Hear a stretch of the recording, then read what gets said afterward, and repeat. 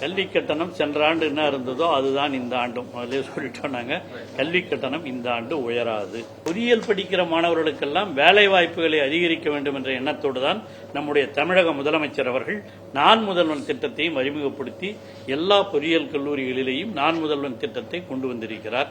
தொழிற்சாலைகளோடு தொடர்புபடுத்தி இன்னும் வெளிநாட்டிலே இருக்கிற கல்லூரிகளோடெல்லாம் அண்ணா பல்கலைக்கழகத்திலே வெளிநாட்டில் இருக்கிற பல்கலைக்கழகங்களோடெல்லாம் தொடர்பு ஏற்படுத்தி இருக்கிறார். இதெல்லாம் முதலமைச்சர் படிக்கிற மாணவர்களுக்கு வேலை வாய்ப்புகளை பெருக்க வேண்டும். நம்ம இங்கே இருக்கிற தனியார் தொழிற்சாலைகளிலும் அரசு தொழிற்சாலைகளிலும் மற்றும் உள்ள வெளிநாடுகளுக்கு செல்லக்கூடியவர்களுக்கு வகுப்பில் அவர்களை எல்லாம் தயார்படுத்துவதற்காகத்தான் நான் முதல்வன் திட்டத்தை தமிழக முதலமைச்சர் அறிவித்திருக்கிறார். அந்த நான் முதல்வன் திட்டத்தின் மூலமாக தான் கொஞ்ச நாளைக்கு முன்ன நீங்க எல்லாம் பார்த்திருப்பீங்க, 22 மாணவர்கள் தமிழகத்தில் இருந்து தேர்ந்தெடுக்கப்பட்டு லண்டனுக்கு அனுப்பி வைக்கப்பட்டு அவர்கள் பயிற்சி அளிக்கப்பட்டு இங்கே திரும்பி வந்திருக்கிறார்கள் என்பதையும் நீங்கள் நன்கு அறிவீர்கள். ஆகவே அந்த அடிப்படையில் தான் பொறியியல் கல்லூரிகளில் சேர்கிற மாணவர்கள் முதல்ல நான் ரொம்ப கம்மியாக இருந்தது, இப்போ ஓரளவு பரவாயில்ல. காரணம் தமிழக முதல்வர் எடுத்திருக்கிற நடவடிக்கைகள் தான். அவர்களுக்காக வேலைவாய்ப்பு படிக்கும்போது என்ன நினைக்கிறோம், எல்லாம் வேலைக்கு போகணும் தான் பெரும்பாலும் நினைப்பவர்கள் தான் இருக்கிறார்கள். ஆகவே அவர்களுக்கு இந்த வேலை வாய்ப்புகளை அதிகரிக்க வேண்டும் என்ற எண்ணத்தோடு தான் இவைகள் எல்லாம் செய்யப்பட்டிருக்கின்றன. தனியார் பொறியியல் கல்லூரியில் படிக்கக்கூடிய மாணவர்களுடைய பாஸ் பர்சன்டேஜ் ரொம்ப கம்மியா இருக்கு. ஒரு 80 காலேஜில் மட்டும் தான் 50% மேல பாஸ் பண்றாங்க, மீதி காலேஜில் கம்மியா பாஸ் பண்ணிட்டு இருக்காங்க. அதுக்கு நம்ம ஏதாவது நடவடிக்கை எடுக்க போறோம்.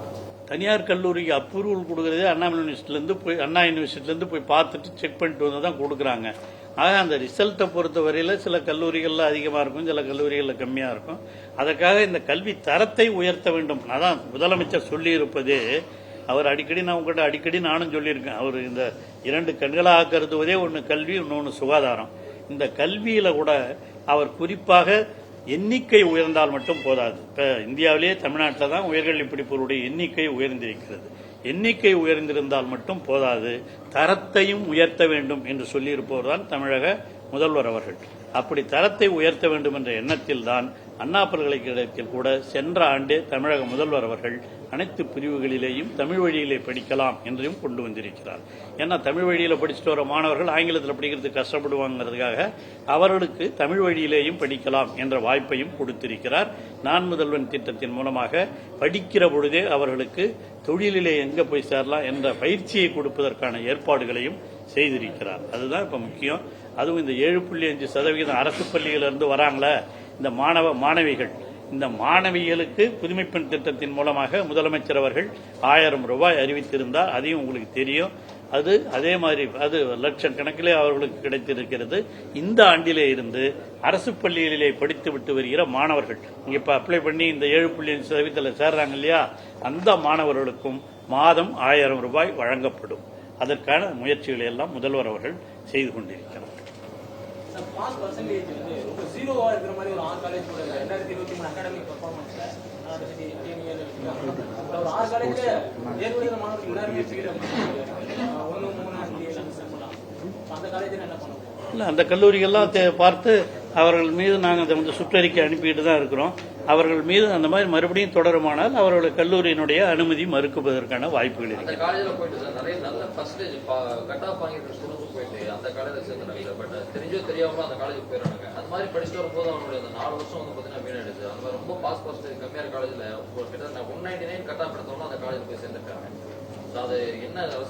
அந்த மாதிரி குறிப்பிட்ட கல்லூரிகளின் மீது புகார்கள் வருமானால் அதை பற்றி ஆய்வு செய்வதற்கு நம்ம பல்கலைக்கழகம் நடவடிக்கை எடுக்கும். அதே மாதிரி ஏஜென்ட் இருக்காங்க சார். இந்த மாதிரி பெருசா அறிவில்லாத கிராமப்புறத்தில் இருக்கக்கூடிய மாணவர்கள் வந்து இந்த மாதிரி தனியார் கல்லூரிகளை சேர்க்கறதுக்கு ஏஜென்ட்லாம் இருக்காங்க. அவங்க வந்து கமிஷன் தொகை வாங்கிட்டு அவங்களோட டீட்டெயில்ஸ் எல்லாம் எடுத்துட்டு கொண்டு போய் ஏஜென்ட் மாதிரி போய் சேர்த்து விட்டு கமிஷன் தொகை வாங்கிட்டு வராங்க. மாணவர்களுக்கு தெரிய மாட்டேங்குது. இதை தடுக்கிறதுக்கு அரசு எதுவும் நடவடிக்கை எடுக்கும்? இல்ல, நீங்க சொன்ன மாதிரி செய்திகளை உடனுக்குடனும் துல்லியமாகவும் தெரிந்து கொள்ள சப்ஸ்கிரைப் பண்ணுங்க.